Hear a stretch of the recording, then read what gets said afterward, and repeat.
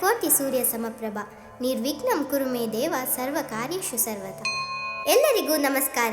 ನಾನು ನಿಮ್ಮ ಮನೆಮಗಳು ಚೈತನ್ಯ ಬಿಎನ್ ಉರ್ವಾಲು.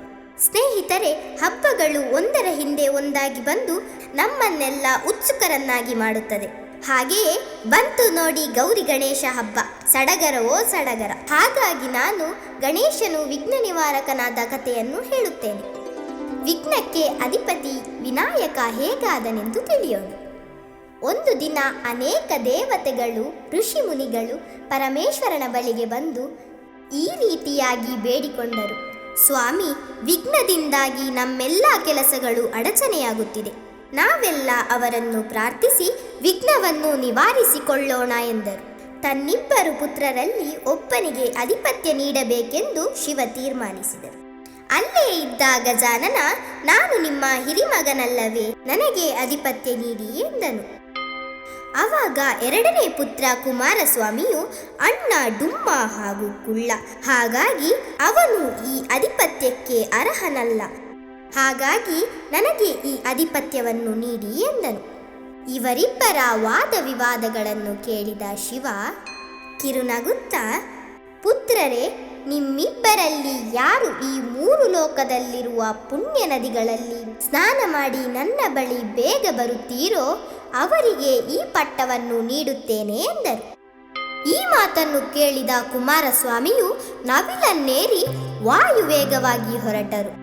ಆಗ ವಿನಾಯಕ ಶಿವನ ಬಳಿ ಬಂದು, ಅಪ್ಪ, ನಾನು ಈ ಇಲಿಯನ್ನೇರಿ ಎಲ್ಲಾ ನದಿಗಳಲ್ಲಿ ಸ್ನಾನ ಮಾಡಿ ಬರುವುದು ಕಷ್ಟ ಸಾಧ್ಯ. ಆದ್ದರಿಂದ ನೀವೇ ಒಂದು ಉಪಾಯ ಹೇಳಿಯಪ್ಪ ಎಂದು ಮುಗ್ಧತೆಯಿಂದ ಕೇಳಿದನು. ಮಗ, ಯಾರು 1 ಬಾರಿ ನಾರಾಯಣನ ಮಂತ್ರ ಜಪಿಸುತ್ತಾರೋ ಅವರು 300 ಕಲ್ಪಗಳ ಕಾಲ ಪುಣ್ಯ ನದಿಗಳಲ್ಲಿ ಸ್ನಾನ ಮಾಡಿದ ಫಲ ಪಡೆಯುತ್ತಾರೆ. ಹಾಗಾಗಿ ನೀನು ನಾರಾಯಣನ ಮಂತ್ರ ಜಪಿಸು ಎಂದು ಗಣೇಶನಿಗೆ ಉಪದೇಶಿಸುತ್ತಾರೆ. ಗಜಾನನ ಕೈಲಾಸದಲ್ಲಿ ಕುಳಿತು ನಾರಾಯಣ ಮಂತ್ರ ಜಪಿಸಿದರು. ಮೊದಲನೆಯದಾಗಿ ಕುಮಾರಸ್ವಾಮಿ ಗಂಗಾ ನದಿಯಲ್ಲಿ ಸ್ನಾನ ಮಾಡಲು ಇಳಿಯುವಾಗ ಗಜಾನನ ಅಲ್ಲಿಂದ ಸ್ನಾನ ಮಾಡಿ ಹಿಂತಿರುಗಿದಂತೆ ಗೋಚರಿಸಿತು. ಕುಮಾರಸ್ವಾಮಿ 3,50,00,000 ನದಿಗಳಲ್ಲಿ ಸ್ನಾನ ಮಾಡುವಾಗಲೂ ನಾರಾಯಣ ಮಂತ್ರದ ಪ್ರಭಾವದಿಂದ ಗಣಪತಿಯೇ ಮೊದಲು ಸ್ನಾನ ಮುಗಿಸಿ ಬರುತ್ತಿದ್ದರು. ಅಲ್ಲಿಂದ ಕುಮಾರಸ್ವಾಮಿ ಪಶ್ಚಾತ್ತಾಪದಿಂದ ಕೈಲಾಸಕ್ಕೆ ಬಂದು ಶಿವನಲ್ಲಿ ಹೇಳಿದರು: ಅಪ್ಪ, ಅಣ್ಣನ ಮಹಿಮೆ ಏನೆಂದು ತಿಳಿಯದೆ ನಾನು ತಪ್ಪಾಗಿ ನಡೆದೆ. ನನಗಿಂತಲೂ ಎಲ್ಲ ರೀತಿಯಲ್ಲೂ ಅವರೇ ಸಮರ್ಥ. ಹಾಗಾಗಿ ಅವರನ್ನೇ ವಿಘ್ನಕ್ಕೆ ಅಧಿಪತಿಯನ್ನಾಗಿಸಿ.